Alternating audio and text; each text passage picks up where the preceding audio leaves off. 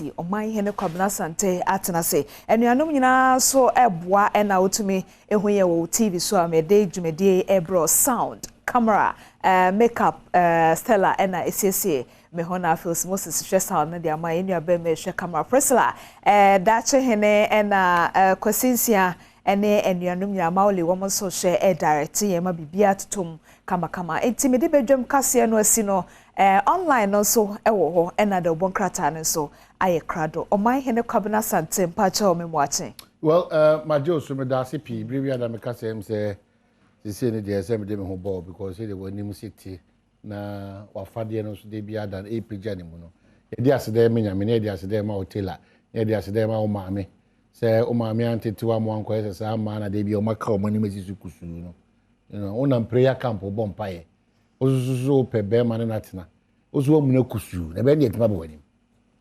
Priscilla Vodafone Anaman akwankyira ye de ma na ebi no ene wakonya de e Vodafone tuna mo mu na kusu sana e de na oji owi ase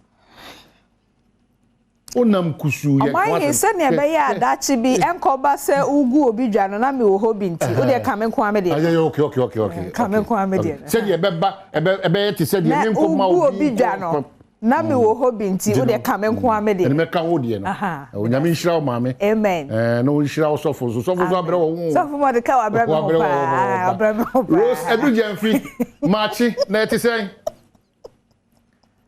hello Rose. Okay, so Rose beba back then they didn't come. We are next for now. And rather, want to call 1990 a year parliament. I want to chase a new mobile community and say, and Kuyi, Tisan community. And then July, neither also 26 into the trading upon Yanko Panasi. This is the biggest breakfast show, Badwam on Adom TV, multi TV. So if we say, we copy him, say, no, Konobo. Yena ya said there near studio say itimi dwindwo my Ghana manu kudum pempen so as say itimi edu. Lot of birthdays is so basho and among the tallest of Nipedium birthday a general manager for Service Radio, the pride of a year bronga hafo near Kani na bomu no Melvina Frimpong. Hey, sir. Melvina Frimpong, Manswana. Aye. So, only Melvina. Aye, me was in your Sun City. Yes. Now, me was Sky. What board game no more? Why, dear? Sabrina, Rihanna, or Cabro for no Bonyo Moi. Sun City. Melvina. Happy birthday. Melvina, Rapti Utiminka, Nyani Melvina. And then I would that it's a special day for Melvina Frimpong. Nana Cass, Utiminka. More brown for you now. More radio and TV, and you know. Mo goddess back up any Melvina and Timunina motion happy birthday and happy birthday. Makacho say a nea koya brada no so okay you media ye dinner ye dia go kansie ye dia fisem ye dia pensem so ye de bebro but quickly e be say akona road edu jamfi ene atwen komo de ntia no ada onu tu sa na mo no e kono nam ye mrahye bidwam Rose Marching eti say hello Rose otemenka. But I try to tell Good. Mingo busa se bibia boko nyame dia che o kasa dia kama na enra da manamo ntu a mutu ye no e dia poti na mamutu sa na montu no yo me paso me da si bebre me fat everyday so a che o tie phone na ene mo amon so na mama mache enra de ntia ye tu anamo no ye nap and knock nurses I we school 2019 ya pem aben ya pem na ofa ya we school fie mi enseni ya da so agufie ya nyina ye nim say the nurse adwuma ne sitie ya ne mpanimfo ya kan ya mpanimfo ne o makọ say ya tifie no ya nfa ya adwuma na say ebize ya skills what say da bia ya nsa ye dey etintim so ana say kokwaso na so ya ntihwe Yako Ministry of Health, Ministry of Finance, ama ye clearance say abaya ko humesika no. Ebetimi ahwe. Eye last year o ma ye clearance. Na nso so beti ne wo fa ye mfa ye. Ye access reporter, aboso me nwotwe nie, ye ne diploma ne degree for. Enso o mo wo adwumam ya fa wo na ye nso ezina ze enra se wo so already anasa abane so already budget there ye Ministry of Finance e release budget there. And then ye beko, ebi ana bebrebe ni deda ye nyine, ebi ana wonte. Enti ye beko, na ye no ma kokasa ana say ya fast akwan no so ama Ghana men nyina te say ye da to egufie no ntine ma ekoi ba minua ba Rose Edu Jamfi wosimunya clearance da ben Mr. Chama my clearance last year October and aban my clearance ye ni degree ni diploma for nyina omo my clearance and so be send me ya access portal and I say ya timidi edini e no ma nyina gugu mfidie so okwa Ministry of Health Dr. Sabri o and I say Dr. Mr. Honorable Kwakwa de my menu danu a omo bi enu be ka say oh train Kwakwa Mr. Kwakwa de my menu po de ewu no nenso Ministry of Health the odano no ye the director HR Mr. Sabri obaka say ne oh next month oh next week oh entakura kese reassurance nkwa offer reassurance nkwa Debbie okona after the do baby crowd or say empire na posting so vampire Debbie me too frustration as empire hu hia pa ba when you posting e be ye empire but jinana me musa onsem ni biye edi airport na akoya consider ama the health ministry onintimi monya clearance every Ministry of Finance we no onintimi mfa monko ba bia se won demoko offer no kwasem ne say ye kura ni ye nima de kro ana Ministry of Health nso enka bibia ntreye na nansen ya yetu anamo etwato ayenko biem ana Ministry of Health say wo hwe ni nkomodie ne na no baba ye na yetimi hunu say enye wo mo a efise wo say kanea bi firi baabi beto omo so ana say obi ka say momfa wo ho ansa na ye henfo a eye Ministry of Finance ana say aban na mu ofa ye nim ya fam ne ya rehu ye nim well me ba patron chebo ase mane de wo kan no be sam na ya rehu ne atete mo ntito bo ase se de be nya anu aduru na abo ayi nyina de me pese me hu ni se mo ankasa mo tetema so a mo hu se Finance Ministry krata no de buy for clearance no enya ndi mu wie peyo ana enye papa entina Ministry no so no I relax it and I say which is which because mentiase which is which offer me da se pa asem we asem a eboboye na tete ye papa akoya akwansidie tese ye da kra ye na aban de krata aba abonten na se Ministry of Finance no e de krata aba abonten a me wo bi kwa o me phone say say wa ma ye clearance aban na dia tuma ma ye clearance say diploma degree and a certificate nurses ya ma ye clearance na debia no said ye city and ye fa degree for ya fa diploma ata yire so abusumi mienu na chese ye certificate for ne yen so wa fa ye anase ye wa adwumem na so bosumi nwotwini enti na se ayese amaye kra no ya ye fa ne se ebia clearance na e baaye no eye papa ana enya papa eno ka hu bi na ma ye call demonstration last 2 months May muho 17th and the ministry na enu ton enum asemo say ye de certificate nurses no ye de omo ne ye wa asem if you say aban ama ye clearance and I say ye wo clearance into ye omo asodi me dina he of am call interview with voter region chef me ko me sika 400 cedis 4 million and I'm the far card from Ashanti region koye me koye bo me dia na me din na pie me ni o ma nyina pie tese me bi wo system no so voter region se me access portal na me ko to see region na eye no kre eta no mo wo ye data ase die be biem na free share bete ba ya home enti no na tese samaka tese Ministry of Health aka tese omo ne ye wa asem na se omo ne ye bedidi a na se abanya ma ye clearance o ma dia tum sa ampa ye wo clearance dia ase die be biem. Okay, so when was the last time Amone Sector Minister Ajimai Menu Eshiaya Mudin Komo on this matter? No question me say Dr. Ajimai Menu die. Yeni ne enshia one leaders ni enshia one on one. So me kai say me SRC president. Ena ni ni koshia e no de na nye group ni di na so de ye group ni di ne ko say oh me ko ya me kwa koye meeting na asema me ka twam 2 months kra. Me koya ya bekwa koye meeting na ya fam be si ne sene na e bia ye beti dia ye nenso Ministry of Health die ya bona ofa ya bona me kwa for ndi kwa be dia dance say last 2 weeks or so yeah fasting e wo group ndu if you say man say yeah fasting and I say mun fanta me sama customer papa ministry of director HR Mr. Asabe say yeah fasting of amaka e then na catch him say me fasting e then na catch him say me fasting me school matna fie me ensa fameduma say yamompaye sese na say ade na mu aye de ana say sika na omode baaye no sese mi hu de me nkakra enti enu amokọ parliament no na mokọ ye sa ye 1990 ye chire ye 1990 panyimu bi nya adaje ni mu bi di nkomo yo me dase no kwasem ne say ya kwampo de ya agyan ye de ko ye nyina ne say ye pemedia nanka ya yensem no atimi ababo nti na ye gina ho na ye ho mobro ye ko gina ye se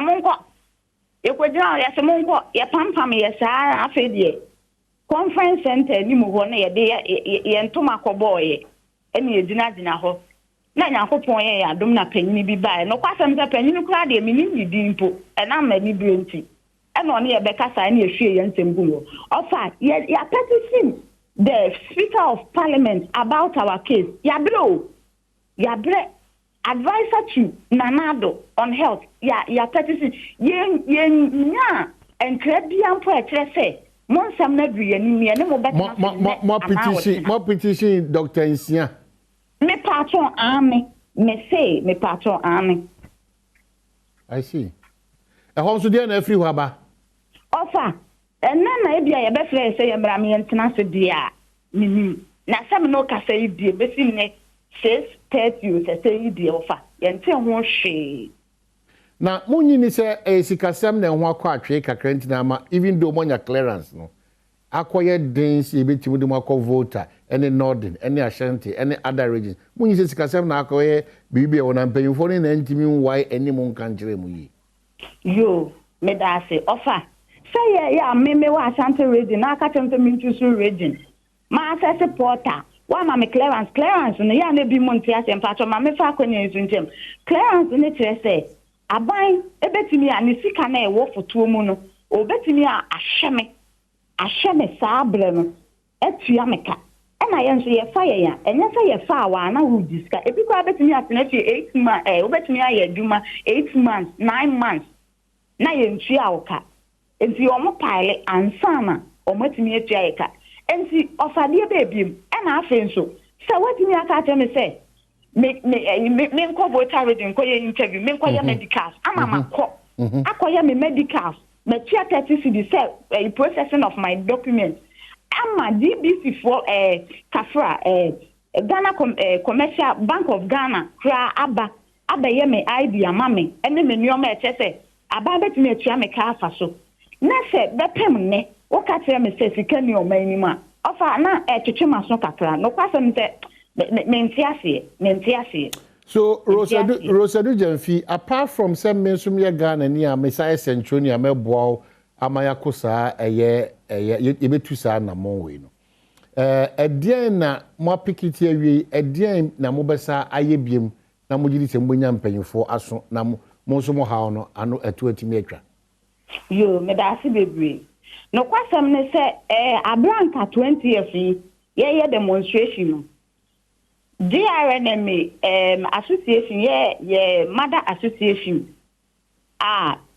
ono nso so the meeting ebi bebo mu se oni yehia na so na am ministry of health bi omo dada ye be demonstration omo dada ye nti ene DRNMA no nso so no aye bi pen nti na mom ya antie nti no ema ya din se ye be dai na ya kwa akotie omo enti sa na be ye dia ye be dai demonstration enti ye no omo ne ye mpanifo ni bi ekohia ema omo ka se omo aso ate na nso so ofa no kwasem ne se ewiase ayehu yenti mi fa ye nim to DRNMA so enti apart from say wo media DRNMA so odi hu dwumade na nso so say ya sa petition say me kan me di kan dada say ya sa petition the Speaker of Parliament and our friends also the advisor to Nanado on health. Meaning, Yabeshe, now friends also Ministry of Health. Yasanso Abohunde Robim, Yanyai. I see. Okwa sorry, Ben. Me pass on me, I'm quite sorry. Hey. Hey. Hey, you didn't miss my serious.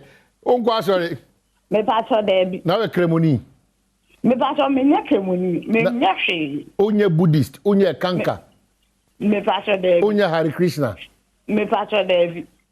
Eti wo ye nanam de ajamansa yanam ensenye enubi na ogu me ba so de ene ho ahom too much and now you fast there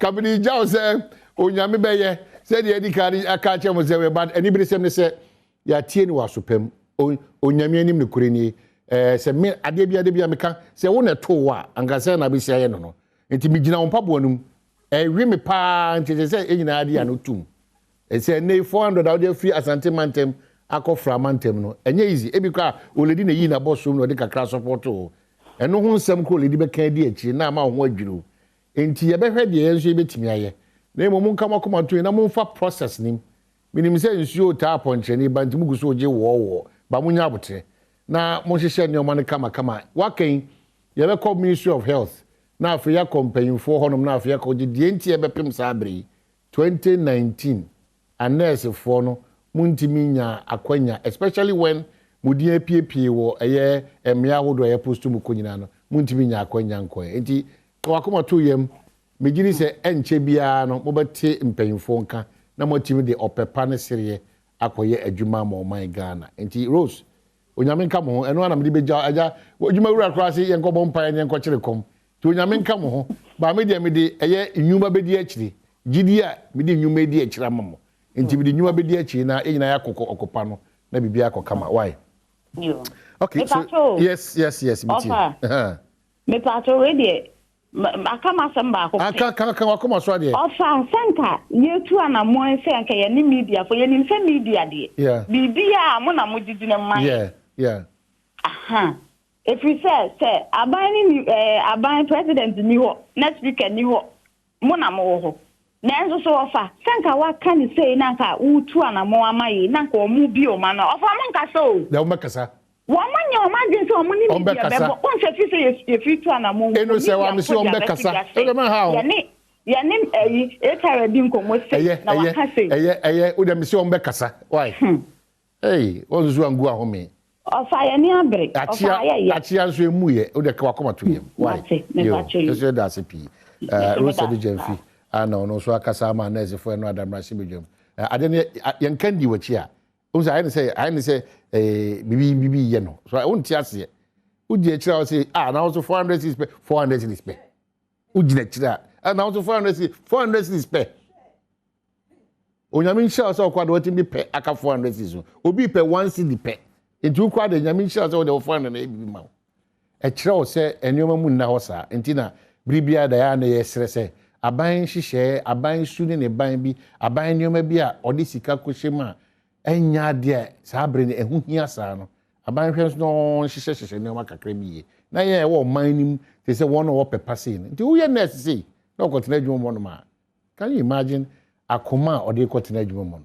say no make a doctor for bi ne nurse for bi ne asem but some of these frustrations even though enye akwanya so bitim de ye nyina so atete patients no edu baby omusu yedi party say ya ha adwene yi pa edi sector minister Juma Manu miami krom ni wadaroma ese otu anamo intempa mamo ntena offices enka say nyame be yo mamo ntena offices nyasa Ghana for the nyame be sa so krono ne awudie ne nioma ekoso nyina nyame be fo ya ne ye yo se wo oman mu na oman no 71% of nipa eti oman ni me Christopher no man yesu ni e ban ni insurance so e di nyini na say we are sick there's something wrong therefore that for sana beka because you do penso a o ko pa adwuma yen so a eno so nyambe waketua ma nyambe how can we behave like that na China ni India ni Togo na omo nyame no okoda na